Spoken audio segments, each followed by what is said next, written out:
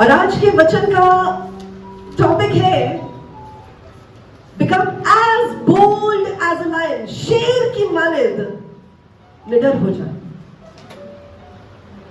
आज बहुतों से ये वचन बात करने जा रहा है।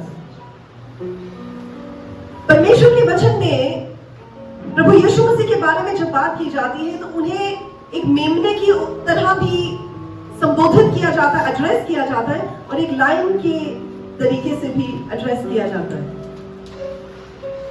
The lion of the tribe of Judah, यहूदा के घराने का बब्बर शेर।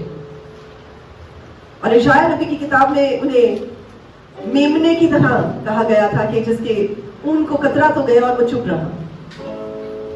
तो परमेश्वर हमसे भी यही उम्मीद रखते हैं कि जहां हमें जेंटलनेस दिखाने की जरूरत है वहां हम मेमने की तरह, जहां हमें परमेश्वर के सामने सरेंडर करने की जरूरत है हम एक मेमने की तरह, जहां हमें परमेश्वर इस बात को कहते हैं कि वो हमारे चरवाहा है तो हमें एक मेमने की तरह, एक भेड़ की तरह रहने की जरूरत है।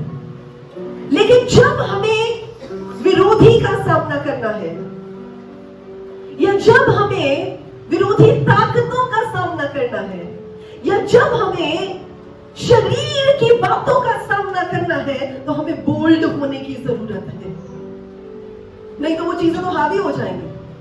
अगर कबूतर अपनी आंखों को बंद कर लेगा तो ऑब्वियसली उसकी आंखों को बंद करने से बिल्ली चली नहीं जाएगी, बिल्ली उस पर जल्दी से हमला कर पाएगी क्योंकि वो अपने आप को बचा नहीं सकेगा। पर परमेश्वर ने हमें बोल्डनेस दिया है, परमेश्वर ने हमें सामर्थ्य दिया है, परमेश्वर ने हमें पावर दिया है ताकि हम परमेश्वर में होकर ऑपरेट कर सकें। प्रोवर्ब्स नीति वचन 28 का एक व्यू कहता है जो राइचियस है, जो गॉडली है, जो परमेश्वर के धर्मी जन है, वो इतने बोल्ड होते हैं जैसे कि शेर। और जब आप दूसरा तिमोथी पढ़ते हैं उसके 1 के 7 में ऐसा लिखा है कि परमेश्वर ने हमें भय की नहीं, किसका आत्मा दिया है? नहीं, सामर्थ, प्रेम और संयम का, यानी power, love and self control. जरा इसको थोड़ा सा तोड़कर इसको देखने की, समझने की कोशिश करेंगे। परमेश्वर ने हमें भय की आत्मा नहीं दी है। भय क्या है? फीलिंग है, इमोशन है? जी नहीं, वो एक आत्मा है, दुष्ट आत्मा है। आप में से कई जिनको मैं पर्सनली ट्रेन कर रही हूं, आपको मैंने ये बात सिखाई हुई है कि जब आपको डर लगे, जब आपको भय आए, जब आपका मन कच्चा हो, जब आपको घबराहट हो, जब आप आने वाले दिन की, आने वाले कल की चिंता करते हैं और टेंस हो जाते हैं और डर से भर जाते हैं, आप समझ जाएं कि आपकी जिंदगी में वो दरवाजे खुले हुए थे जो डर की दुष्ट आत्मा के आने के थे और वो आपकी जिंदगी में ऑलरेडी काम कर रही है। डर कोई फीलिंग नहीं है।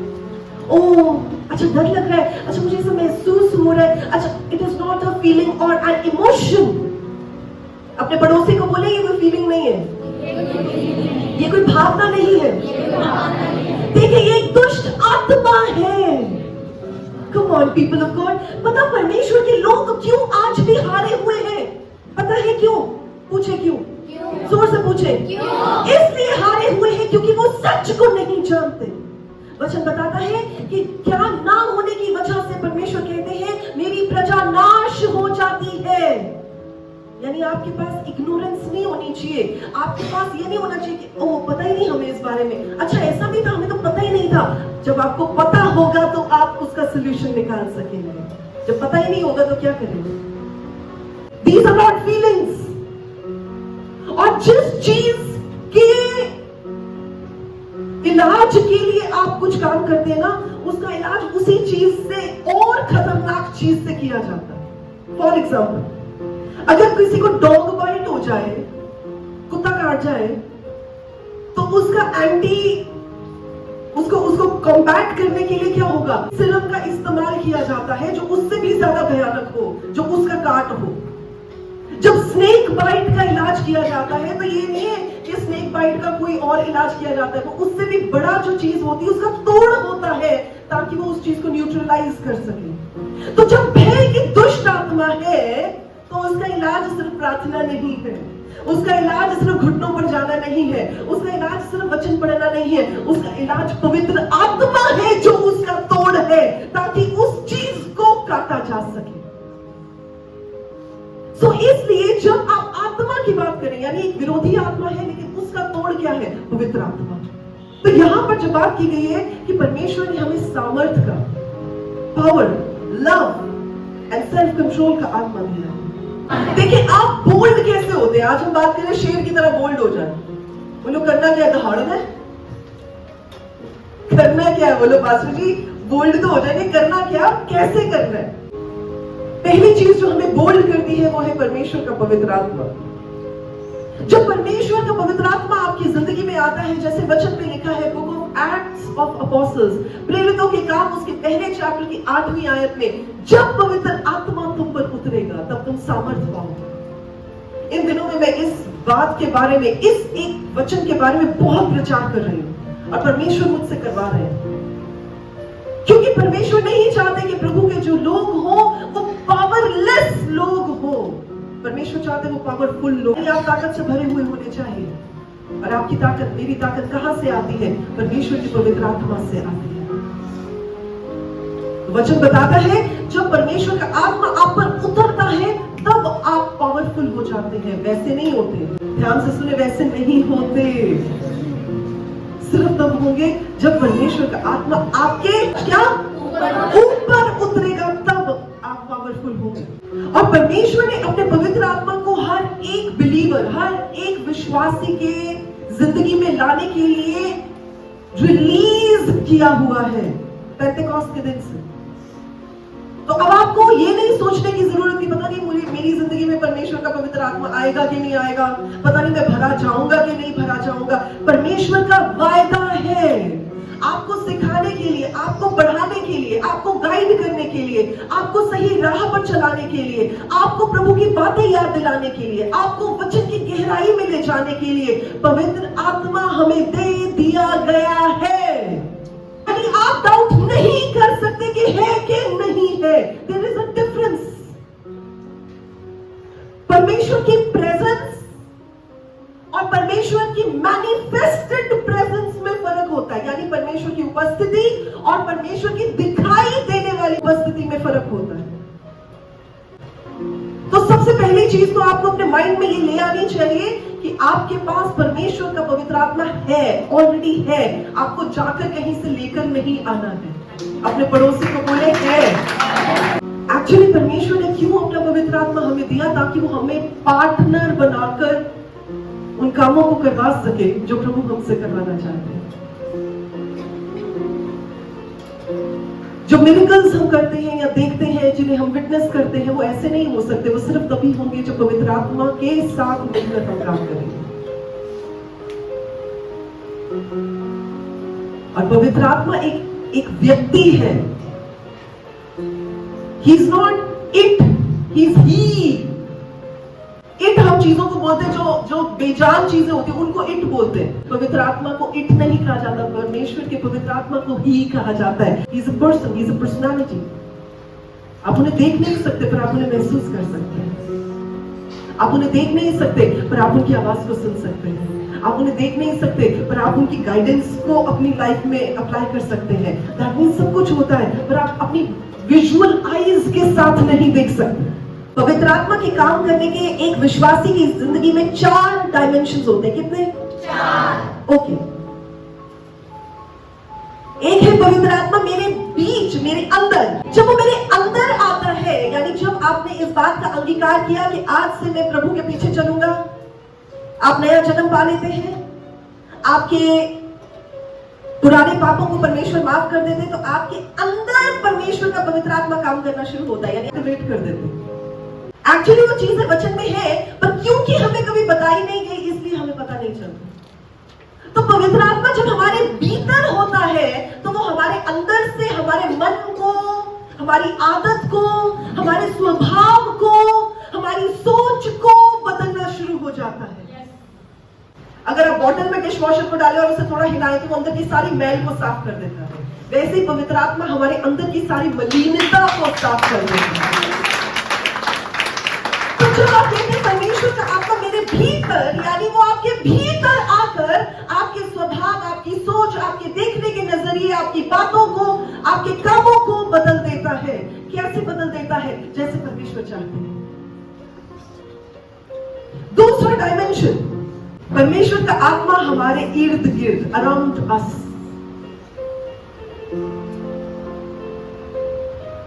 जब आप परमेश्वर के पवित्र आत्मा को अपने इर्द गिर्द पाते हैं, अपने अराउंड पाते हैं, तो आप देखते हैं आपके हालातों को परमेश्वर बदलना शुरू हो जाते हैं। हालात ऐसे नहीं होंगे बहुत अच्छे होने शुरू हो जाए, हाँ नहीं, ऐसा नहीं होता है। हालात हिलने शुरू हो जाते हैं। दोस्त, यार, मित्र जो पहले बड़े अच्छे लगते थे, अब वो डगमगा के निकलना शुरू हो जाते हैं, एक एक करके झड़ने शुरू हो जाते हैं। जिनके साथ पहले बैठ के बुरे बुरे काम किया करते थे, वो अपने आप ही आपको पसंद नहीं करते, वो अलग होना शुरू हो जाते हैं। ये क्या हो रहा है? यानी कि परमेश्वर का आत्मा जब आपके अराउंड काम करता है तो आपके हालातों को बदलना शुरू हो जाता है। और कैसे बदलता है? ताकि आप उस प्लान में फिट हो सके जो परमेश्वर ने आपके लिए रखा है। तो परमेश्वर क्या करेंगे? आपके इर्द गिर्द की जो गंदगी है ना, उसको ब्रश के साथ साफ कर देंगे। आपके वो रिश्ते जो आपके साथ सही नहीं है, यानी परमेश्वर के प्लान और वचन के हिसाब से नहीं है, उन्हें काट देंगे। आप लोग अच्छे भले तो बात करते थे, बात करनी बंद कर दी, पता नहीं काहे का मुंह फुला के निकलते रहते। यानी वो परमेश्वर उन्हें प्रून कर रहे हैं। जो आपकी जिंदगी में परमेश्वर के प्लान का हिस्सा नहीं, परमेश्वर उन्हें काट देते हैं। वो आपके इर्द गिर्द काम हो रहा है। तीसरा डायमेंशन है परमेश्वर आपके साथ। अब ध्यान रखें, इर्द गिर्द और साथ में फर्क है। इर्द गिर्द यानी आपको सराउंड किया हुआ है, साथ यानी जहां जहां आप जाते परमेश्वर आपके साथ साथ चलते हैं। और जब परमेश्वर आपके साथ साथ चलते हैं, परमेश्वर का आत्मा आपके साथ साथ चलता है, तो वचन में लिखा है वो हमसे पहले बढ़कर हमारे लिए उन राहों को सीधा करता जाता है जिस पर से हमें निकलना है। तो जब हमारे साथ होते हैं परमेश्वर का आत्मा हमारे साथ होता है, तो वो हमारे लिए अनुग्रह को लेकर आता है। आप कहते हैं ना, हाँ जी हमें फेवर चाहिए। जब आपके लिए कहा जाता है परमेश्वर फेवर से भरने जा रहे, सारे कहेंगे आमीन। आप कहते हैं ना आमीन। तो फेवर कैसे आता है? फेवर परमेश्वर की उपस्थिति से आता है। जब परमेश्वर आपके साथ होते हैं तो आपके ऊपर लोग फेवर करते हैं, आपके ऊपर परमेश्वर का फेवर होता है। तभी जब आप यूसुफ की जिंदगी को देखें, यूसुफ जहां भी जाता था, यूसुफ जहां जाता था, चाहे वो पोतीफर के घर में था, चाहे वो स्लेव्स की मंडी में था, चाहे वो जेल में था, चाहे वो राजा के भवन में था, वो जहां भी था वहां लिखा है परमेश्वर उसके साथ थे। और क्योंकि परमेश्वर उसके साथ थे, इसलिए प्रभु का फेवर और मनुष्यों का फेवर उसके साथ। तो ये थर्ड डायमेंशन। और चौथा डायमेंशन, अभी तक जो आप देख रहे हैं आपके अंदर और आपके हालातों में फर्क आ रहा है, ये देख रहे हैं आप तीन डायमेंशंस में। और चौथी डायमेंशन में क्या होता है? परमेश्वर का आत्मा हमारे ऊपर। और जब परमेश्वर का आत्मा हमारे ऊपर आता है, ये डायमेंशन हमेशा ही नहीं काम करती रहती, हाँ मेरे ऊपर ही है, ऐसे नहीं होता है। वो एक पर्पस के लिए परमेश्वर का आत्मा हम पर उतरता है। और जब परमेश्वर का आत्मा हम पर उतरता है, हमारी लाइफ में सुपरनैचुरल स्ट्रेंथ आ जाती है, सुपरनैचुरल बोल्डनेस आ जाती है। आपको वो चीजें दिखाई देनी शुरू होती है जो आप पहले नहीं देख पाते। आप वो चीजें करने के लिए सामर्थ्य हो जाते हैं जिन्हें पहले आप नहीं कर सकते। अब वहां पर दोनों जगहों पे प्रभु में होकर बोला कि वो सब लोग आगे आ जाए जो उन बीमारियों से ग्रसित है जो लाइलाज बीमारियां हैं। मैंने कहा जब परमेश्वर का आत्मा आप पर उतरता है ना, तो आप बोल्ड हो जाते हैं। और आप देखिए लाइलाज बीमारियों वाले लोग आगे आए और परमेश्वर ने उन्हें चकाया। कैंसर, ट्यूमर्स, कानों के पर्दे फटे हुए, मेंटल केसेस, ये कैसे? क्या ये इलाज वाली बीमारी है? जी नहीं, लाइलाज बीमारी है। लाइलाज बीमारियों को पोलियो, लाइलाज बीमारी, पैरालिसिस, लाइलाज बीमारी कैसे ठीक हुए लोग? क्योंकि परमेश्वर का आत्मा जब आप पर उतरता है, वो आपको वो देखने के लिए, वो करने के लिए एनेबल करता है जो आप स्वाभाविक रीति से नहीं कर सकते। जब परमेश्वर का आत्मा एजेकियल के ऊपर उतरता है, जब आप एजेकियल की किताब, यिर्मयाह की किताब चैप्टर नंबर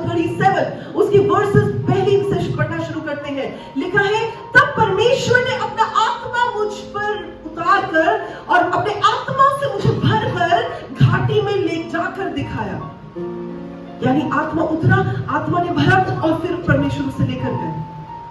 और उसके बाद हम देखते हैं 10वीं आयत तक पहुंचते पहुंचते वो विजन में परमेश्वर उसे एक बड़ी सेना तैयार करवा देते। हड्डियों से सेना, ये कैसे हो सकती है?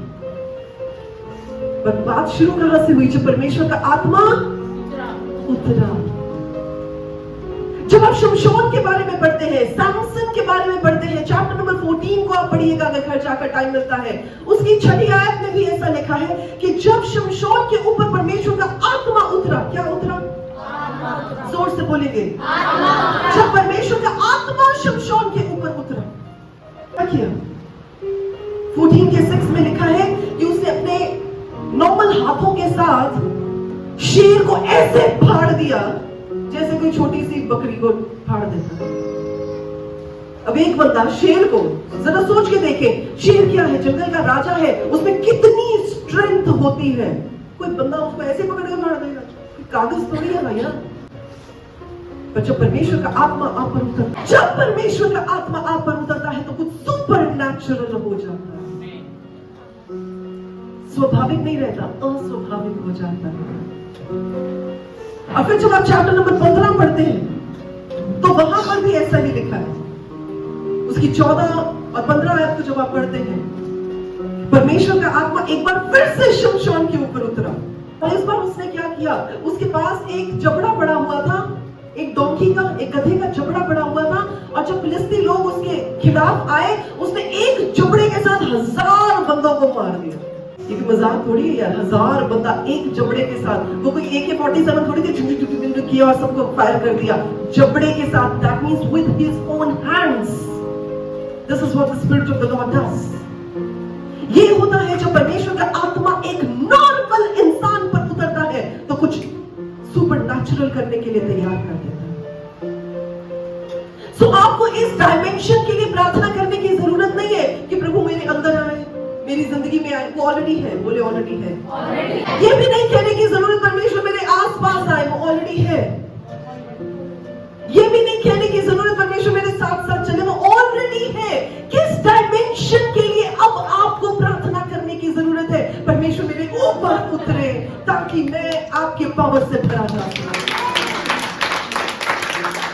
क्या मैं किसी से बात कर रही हूँ? क्या मैं किसी से बात कर रही हूँ? जिससे बात कर रही हूँ बोलेंगे हालेलुया। परमेश्वर का धन्यवाद हो। This is the dimension that now the believers need to pray for, क्योंकि ये अंत के दिन है। और अगर आप ये सोच रहे हैं कि पास्टर नहीं तो हम किस बोल्डनेस के साथ प्रार्थना करें, इसी बोल्डनेस के साथ प्रार्थना करें। परमेश्वर आपके वायदे में लिखा है कि अंत के दिनों में ऐसा होगा कि परमेश्वर अपना आत्मा हर एक पर उड़ेलेगा।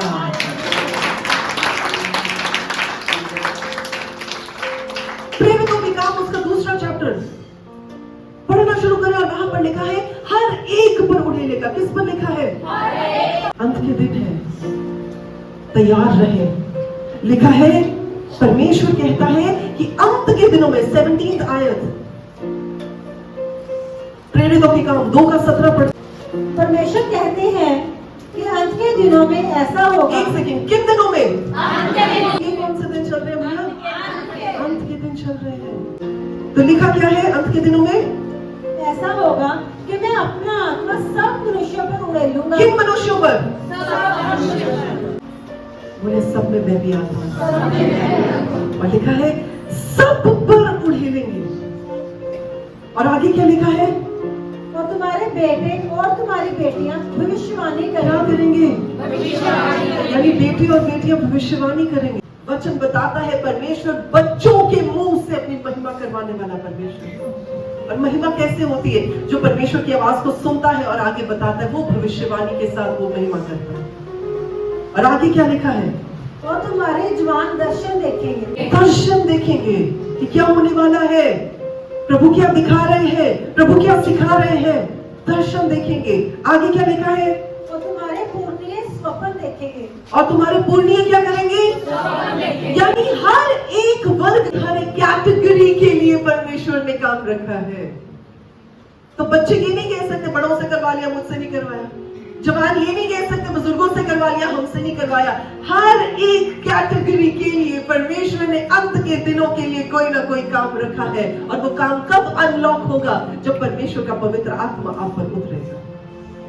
और आगे क्या लिखा है? वरन मैं अपने दासों और अपनी दासियों पर भी उन दिनों में अपनी आत्मा में से उड़ेलूंगा। तो दास और दासियों पर भी उड़ेलेंगे। ये नहीं कलीसिया काम कर रही है और कलीसिया में जो अगुए वो नहीं कर रहे, वो भी कर रहे हैं। आगे क्या लिखा है? और वह भविष्यवाणी करेंगे जी। और मैं ऊपर आकाश में अद्भुत काम और नीचे धरती पर चिन्ह अर्थात लहू और आग और धुएं का बादल दिखाऊंगा। हालेलुया। तो परमेश्वर ये सारे काम करेंगे जब परमेश्वर का आत्मा अंत के दिनों में प्रभु के लोगों के ऊपर उतरेगा। तो आपको समझ में आ गई कि परमेश्वर ने हमें अपना पवित्र आत्मा दिया है, जो हमें किससे भरता है? शाबाश, किससे भरता है? और प्रेम से और संयम से। अब बताएं, पवित्र आत्मा एक, तो ये तीन चीजों के साथ क्यों भरते हैं? पावर इसलिए ताकि हम वो काम कर सके जिनके बारे में अभी हम बात कर रहे थे। लव इसलिए ताकि जो कुछ भी हम करें हम परमेश्वर के उस दिल के साथ जुड़े हुई फीलिंग के साथ करें जिससे वो हमें प्यार करते हैं। ये नहीं कि हाँ मैं कर सकता हूं तो मैं किसी भी तरह किसी से भी बात कर सकता हूं, अब मैं घमंड से भर जाता हूं, अब मैं किसी बंदे को बंदा ना समझूं, इसलिए नहीं। लव इसलिए ताकि वो उसी हृदय के साथ कर सके जिस हृदय के साथ परमेश्वर करते हैं। और संयम क्यों कहा परमेश्वर ने? आपने देखा होगा कि कई लोग जो बड़े सामर्थी हो जाते हैं या जो परमेश्वर के द्वारा बड़े इस्तेमाल किए जाते हैं, वो आउट ऑफ कंट्रोल ही हो जाते हैं। किसी को कुछ भी बोल देते हैं, किसी की गेम में बेइज्जती कर देते हैं, किसी को कुछ भी ह्यूमिलिएशन के लिए कहकर उसके आत्मविश्वास को ठेस पहुंचाते हैं। तो परमेश्वर ने इसलिए संयम दिया है, संयम का आत्मा दिया है, ताकि आप अपने वचनों को, आप अपने मुंह के बोलों को देख सके और सेंसिटिव हो सके कि दूसरे के लिए आप कैसे शब्द इस्तेमाल करते हैं। इसलिए संयम। तो जब आप आउट ऑफ कंट्रोल हो जाते हैं ना और किसी से भी झगड़ते हैं या किसी को भी बुरा भला कहते हैं, तो याद रखिए परमेश्वर ने आपको संयम का आत्मा दिया है। तो पवित्र आत्मा एक्चुअली करते क्या है हमारी जिंदगी में? मैं आपको ज्यादा डिटेल में नहीं लेके जाऊंगी, मोटी मोटी चीजें बताऊंगी। वो हमें पवित्र करते हैं। परमेश्वर का वचन बताता है कि पवित्र आत्मा हमें दिया गया है ताकि वो हमें पवित्र कर सके। परमेश्वर का पवित्र आत्मा हमें वो स्वभाव देता है जो परमेश्वर का स्वभाव है। तभी जो अभी हम लव की बात कर रहे थे, सेल्फ कंट्रोल की बात कर रहे थे, वो स्वभाव इंसान का स्वभाव नहीं है, वो परमेश्वर का स्वभाव है। तो वो हमें परमेश्वर के स्वभाव में बढ़ने का मौका देता है, सिखाता है। आपने नोटिस किया है कि कभी आप किसी बंदे पे एकदम स्नैप कर दे, किसी को ऐसे ही झिड़क दे, किसी को ऐसे ही गुस्से में बोल दे और बाद में आपके मन में होता रहता है यार मैंने अच्छा नहीं किया। आपको क्यों लगता है आपके साथ क्यों ऐसा होता है? क्योंकि परमेश्वर का आत्मा आपके अंदर काम करता है।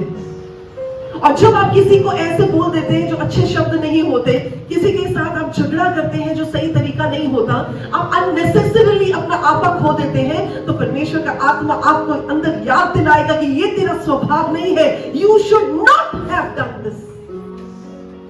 इसलिए आपको ये फील होता है। अब आपको किसी और बाहर के करेक्शन की जरूरत नहीं होती, अब परमेश्वर का आत्मा आपके अंदर ही आपको करेक्ट कर रहा होता है। और क्या करते हैं? आपको सही दिशा दिखाते हैं, सही डायरेक्शन में चलने की हिम्मत देते हैं। और परमेश्वर का आत्मा क्या करता है? आपको वचन सिखाते हैं और वचन की गहराई में ले जाते हैं। और परमेश्वर का आत्मा क्या करता है? आने वाले कल को हम पर जाहिर करते हैं। और एक काम और होता है, वैसे तो बहुत सारे काम होते हैं पर मैं आपको इसको कंपाइल करके बता रही हूं कि जो परमेश्वर के मन में है, पिता के मन में हमारे लिए है, वो हमें खोल कर दे देता है, रिवील कर देता है। आप ये नहीं कह सकते कि पास्टर जी हमें पता ही नहीं हमारी लाइफ में क्या है, परमेश्वर क्या चाहते हैं। आपको पूरा प्लान हो सकता है कि नहीं पता हो, पर आपको स्टेप बाय स्टेप समझ में आनी शुरू हो जाती है, अच्छा परमेश्वर का यही प्लान है मेरी लाइफ में। आप ये कह सकते हैं कि आजकल परमेश्वर मुझे तैयार कर रहे हैं, आजकल परमेश्वर मुझे संवार रहे हैं, आजकल परमेश्वर मुझे प्रार्थनाओं में टाइम लगवा रहे हैं, आजकल परमेश्वर अपने वचन को और मेरी जिंदगी में रिवील कर रहे हैं। तो ये क्या हो रहा है? इसका मतलब परमेश्वर कुछ बड़ा करने जा रहे हैं। आमीन। तो पवित्र आत्मा ये चीजें करता है। तो अभी तक जो आपको मैंने बताया वो था कि आप बोल्ड कैसे होते हैं, आप मजबूत कैसे होते हैं। और एक चीज और बताऊंगी कि आप शेर की तरह दहाड़ने के कॉन्फिडेंस को कैसे रखते हैं। और दूसरा, जब हमारी चाल परमेश्वर के साथ सही होती है, जब हमारी वॉक परमेश्वर के साथ सही होती है, हमें परमेश्वर के सामने कॉन्फिडेंस होता है। जब हमें परमेश्वर के सामने कॉन्फिडेंस होता है तो हमें मनुष्यों से डर नहीं लगता, हम उनके सामने बोल्ड हो जाते हैं। तो जो इंसान परमेश्वर के साथ चलता है, परमेश्वर के वचनों पर चलता है, और वचन बताता है, जब आप पहला यूहन्ना उसके 5:14 को पढ़ते हैं, तो इस बात का क्रक्स जो निकलता है, इस बात का निचोड़ जो निकलता है वो ये है कि जब आपका मन परमेश्वर के साथ सही होता है तो परमेश्वर हमें बोल्डनेस देते हैं कि जो कुछ हम परमेश्वर की इच्छा के अनुसार से उनसे मांगेंगे वो हमारे लिए हो जाए। स्वाभाविक है कि आपको कभी ना कभी डाउट हो कि जो आप प्रार्थना कर रहे हैं क्या उसका जवाब आएगा हाँ में कि नहीं आएगा, होता है डाउट। पर जो चीज आप परमेश्वर की इच्छा के अनुसार मांगेंगे उसमें कोई डाउट नहीं होता, आपको पता ये होनी ही होनी है। पहला जॉन उसके 3:21 में लिखा है, अगर आपका मन आप पर दोष नहीं लगाता तो आपको परमेश्वर के सामने हियाव होता है, कॉन्फिडेंस होता है, वो बोल्डनेस आ जाती है कि नहीं मैंने अपनी तरफ से काम ठीक किया, तब भी आप बोल्ड हो जाते हैं। और एक काम और, आपकी जो दलेरी है, आपकी जो निडरता है, आपकी जो बोल्डनेस है, वो किसी और के लिए भी उन्नति का कारण बनती है। आपने कभी नोटिस किया है कि किसी बंदे को फ्लू हुआ हो या कोल्ड हुआ हो तो आप उसको क्या कहते हो, मेरे पास नहीं आना, क्योंकि हमें पता है कि वो एक दूसरे के साथ ट्रांसफर हो जाता है। एक चीज और बताओ, जो आपकी बोल्डनेस, आपकी दलेरी, आपकी निडरता है वो भी ट्रांसफरेबल है। जब आप किसी ऐसे व्यक्ति के साथ इन टच आते हैं जो कमजोर फील कर रहा होता है और आप परमेश्वर के वचन के साथ भरे हुए होते हैं और आप दलेर होते हैं और आप बोल्ड होते हैं, जब आप उसके साथ आएंगे वो भी आपको देखकर बोल्ड हो जाएगा। मैंने गहरी वचन में लिखा है, जब आप वचन को पढ़ते हैं फिलिपियों 1:14 लेकिन जब हम दुखों में सहभागी होते हैं ना परमेश्वर के साथ और फिर भी हम बोल्ड होकर खड़े रहते हैं तो ये बहुतों के लिए उन्नति का कारण बनता है।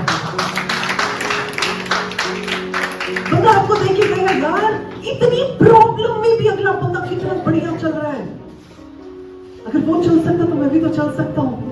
तो आप क्या कर रहे हैं, आप अपनी बोल्डनेस, आप अपना कॉन्फिडेंस, आप अपना हियाव, आप अपने अंदर जो निडरता परमेश्वर ने दी है वो किसी और की उन्नति के लिए इस्तेमाल कर रहे हैं। That is what you do when you are bold. अब जरा सोच के देखिए, आप पूरे आत्मा के साथ भरे हुए, आप पूरी तरह से तैयार और आप बंदे के पास जाए तो जो बंदा के क्या फायदा, क्या हो गया, क्या किया, क्या कर लेना था, अरे आप के छाट पर यार इधर नहीं गल है। लेकिन जब आप अपना मुंह खोलेंगे और जब आप पवित्र आत्मा के द्वारा चलाए जाएंगे और जब आप अपनी बातों को बोलना शुरू करेंगे तो वो आप क्या करेंगे, आप एक एटमॉस्फेयर क्रिएट करेंगे उस इंसान के आसपास जो उसकी बॉडीली, जो उसकी इमोशनल, जो उसकी स्पिरिचुअल वीकनेस में काम करे और उसे फिर से एक बार उठाकर खड़ा कर दे प्रभु यीशु। That is what you do. तो दो तरीकों के साथ आप बोल्ड होते हैं, तो आपकी स्टैंडिंग सही होती है परमेश्वर के साथ और जब परमेश्वर का आत्मा आपके जीवन में काम करता है। सिर्फ एक उदाहरण के साथ आज के इस वचन को कंप्लीट करना चाहूंगी। जब आप मत्ती रचित सुसमाचार पढ़ते हैं उसका चैप्टर नंबर 15 पढ़ते हैं, उसकी 21 से लेकर 28 आयत में आप देखिए प्रभु यीशु मसीह एक जगह पर है जहां पर एक जेंटाइल, एक अन्य जातियों में से एक औरत आती है, प्रभु यीशु के सामने अपनी फरियाद को रखती है और कहती है कि उसकी जो बच्ची है वो दुष्ट आत्माओं के साथ ग्रसित है, और वो कहती प्रभु उसे ठीक कर दे। प्रभु कहते मैं यहूदियों के लिए आया हूं, मैं अन्य जातियों के लिए नहीं आया। वो फिर भी कहती प्लीज कर दो। वो बैठ जाती प्रभु के पास। प्रभु कहते कि क्या ये सही बात है कि बेटों का खाना जो है वो कुत्तों को डाल दिया जाए? वो फिर भी इतनी बोल्ड रहती है, वो फिर भी इतनी जो है परमेश्वर से पाने की लालसा के साथ आई होती है। वो कहती है कि कुत्ते भी तो अपने मालिक की मेज पे से गिरा हुआ खाना ही तो खाते हैं। वो ऑफेंड नहीं होती। She is bold to ask God. वो परमेश्वर से पाने के लिए बोल्ड है। Come on people of God. और वचन में लिखा है, परमेश्वर कहते हैं ऐसा विश्वास, जहां तेरे विश्वास से तेरी बेटी को ठीक कर दिया। प्रभु यीशु मसीह ने जाकर प्रार्थना नहीं की, प्रभु यीशु मसीह ने जाकर रिब्यूक नहीं किया दुष्ट आत्माओं को। सिर्फ उसके विश्वास और बोल्डनेस में जो वो प्रभु को दिखाती थी, उसके साथ ही उसकी बच्ची उस जगह पर ठीक हो गई जहां पर वो थी। कम ऑन पीपल ऑफ गॉड। आज जैसे बेटी यश बता रही थी, ऐसी प्रार्थना ना करें जो आपको आपके बॉक्स में फिट करती है। ऐसी प्रार्थनाएं करें जो परमेश्वर की योग्यता के अनुसार प्रार्थनाएं। ऐसी प्रार्थनाएं करें जो आप चाहते आप नहीं कर सकते, पर परमेश्वर कर सकते हैं। जितने लोग विश्वास करते हैं अपने पैरों पर खड़े हो जाए, और शक्ति आगे आ जाएगी।